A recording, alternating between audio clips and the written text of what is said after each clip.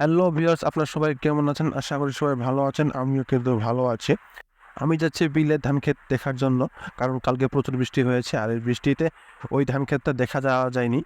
আর কি অবস্থায় আছে সেটাই দেখার জন্য যাচ্ছি আরকি। আর এদিকে ভাইস্তা আমার ছাতা নিয়ে অনেক স্টাইলের জনমুখী একটা হাসি দিচ্ছে। তারপর ও ছাতাটা ওর কাছ থেকে নিয়ে আমি একটু তামিলনাড়ুর মতো লুঙ্গি পরার স্টাইলটা শুরু করতে চাইছিলাম। চেষ্টা করছিলাম।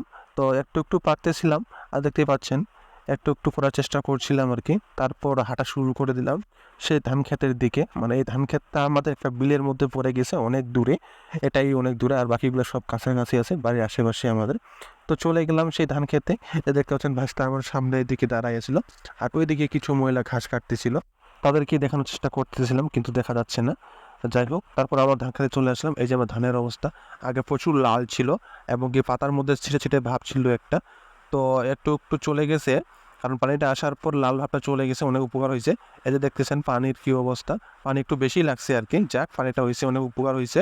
না হলে ধান অবস্থা খারাপ হয়ে যেত, মারা যাইতো আমাদের ধান, না খেয়ে থাকতে হইতো মনে হয় আমাদেরকে। তারপর ভাইস্তাকে নিয়ে একটু পোজ দেওয়ার স্টার্ট করলাম আর কি। এই যে দেখতে পাচ্ছেন ছাতা নিয়ে ভাইস্তা আমার হাসি দিচ্ছে। তারপর সামনের দিকে একটু আগে গেলাম, আগে দেখি আলটা পার হয়ে অন্য জমির পানি আমাদের পানিতে ঢুকতেছে। কারণ ওই জমিটা একটা উঁচু ছিল আর আমাদের জমিটা একটু নিচু ছিল, কারণ ওদের পানিটা বেশি হয়ে আমাদের জমিতে আসতেছিল। তারপর অন্যদিকে চলে গেলাম, দেখতেছি ধানকে মনোযোগ সহকারে দেখতেছি, কারণ ধানের অবস্থা অনেক খারাপ ছিল আগে, এখন কি অবস্থা আছে সেটাই দেখতেছি। মেলাই দেখতেছি পানির কি অবস্থা, পানি কতটুকু আছে এবং পানি কতটুকু লাগবে, কতটুকু রাখা যাবে সেটাই দেখতেছি। আবার ঘুরে দেখতেছি, অনেক জায়গায় দেখতেছি আবার পানিটা বেশি হয়ে গেছে, আবার আমাদের পানিটাও অন্য জমিতে চলে যাচ্ছিল। এই যে মনে দেখতে পাচ্ছেন আল পার হয়ে পানি চলে যাচ্ছিল, কারণ দুদিন থেকে বৃষ্টি হওয়াতে আজকে জমির এই অবস্থা, বেশি হয়ে গেছে পানিটা। দেখেন বন্ধুরা, এই অবস্থা তো সার কখনোই দেওয়া যাবে না। কারণ আমাদের ধান খেতে সার দিলে সেই সারের পানিটা অন্য ধান খেতে চলে যাবে।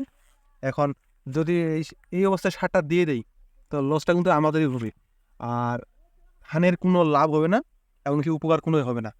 ধানের যে দেখেন কি অবস্থা, এই ধানের এই অবস্থা থেকে যাবে, কখনো সারবে না। দেখতে পাইলেন পানিটা বিষয়ে আমি কিছু বললাম। আর যে পরিমাণ পানি হয়েছে, কারণ ওই পানিতে সার দিতে গেলে সারের কোনো কাজ হবে না, বরঞ্চ আমাদের লস হবে। তারপর ধান ক্ষেত দেখার পর তির করে বাড়ির দিকে রওনা দিচ্ছি। তারপর সামনেই দেখি একটা লিচুর বাগানে কয়েকটা তাল গাছ আছে, সেখানে আমাদের সামনেই একটা তাল পড়ে গেলো, পাকা তাল। আর ওই পাকা তালটাকে ফেলে রাখার মতো মন চাচ্ছিল না। তালের যে সেন্ট, সেই তালের সেন্টে মনে হচ্ছিল এখানে খাওয়া শুরু করে দিই। উপরে অনেক পাকা তাল ছিল যেগুলো পরে নাই, কিন্তু এই তালের রংটা খুব ভালো ছিল, খাওয়ার ইচ্ছে করতেছিল। তারপরও বাড়িতে নিয়ে চলে আসলাম। তারপর আসার সময় তালের উপরে যে খোলপাটা ছিল সেটা পড়ে গিয়েছিল, তারপর সেটা লাগানোর চেষ্টা করতেছিলাম, কারণ মাটি লাগতে পারে, অনেক মশামাছি পড়তে পারে। আর তবুও কিন্তু আমার ভাইস্তা ভিডিও করে যাচ্ছে। আমি কিছু কথা বলতেছি, বাড়ি আসতেছি, তাও আবার ভিডিও করে যাচ্ছে, কারণ তার ভিডিও করার নেশা হয়ে গেছে, তার সাথে আমারও। আর এদিকে একটু মজা করলাম পানিটা নিয়ে, এর ভালো লাগতেছিল, ঠান্ডা পানি। আস্তে আস্তে কিছু দূর আসে আমার এক মুসলিম বড় ভাই আমার বাড়ি থেকে একটা মই নিয়ে গেছিল, তাকে দেখতে পাইলাম, তার কাছ থেকে মইটা নিয়ে আসার জন্য চেষ্টা করলাম। সে আবার মইটা আমাকে কাছে আনিয়ে দিল। আমি সেটাকে বাড়ি নিয়ে আসার জন্য চেষ্টা করতেছি, এই যে আমাকে দিচ্ছে। তো আমি সেটা কাঁধে নিয়ে আসতেছি, কারণ মইটা আমাদের ছিল, মইটা আমাদের অনেক কাজে লাগবে, তাই নিয়ে আসতেছি। আর এদিকে ভাইসটা আমার সামনে পিছনে ভিডিও করতেছিল। তো বরাবরের মতো কথা একটাই, ভিডিওটা ভালো লাগলে লাইক করবেন, শেয়ার করবেন, আর ভিডিওটা কেমন হয়েছে তা কমেন্ট বক্সে জানাবেন। সবাই ভালো থাকবেন, সুস্থ থাকবেন। ধন্যবাদ সবাইকে।